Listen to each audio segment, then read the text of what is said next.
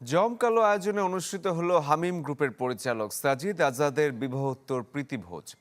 ময়মনসিংহের ভালুকা জমিদার দিয়ায় শারমিন গ্রুপের প্রতিষ্ঠান ইলমিয়াত অ্যাপারেলসে আয়োজন করা হয় এই অনুষ্ঠানের। যোগ দেন প্রতিষ্ঠানটির প্রায় 5,500 শ্রমিক। পরে হয় সাংস্কৃতিক অনুষ্ঠান।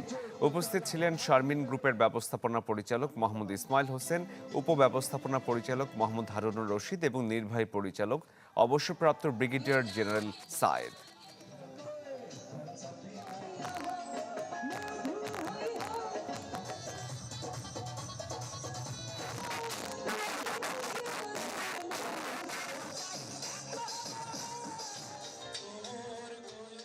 আমাদের এমডি স্যার সে নিজে আমাদের এখানে অনুষ্ঠানে অংশগ্রহণ করে আমরা অনেক খুশি। নর্মালি মালিক শ্রমিক এরকম একসাথে প্রোগ্রামে দেখা যায় না।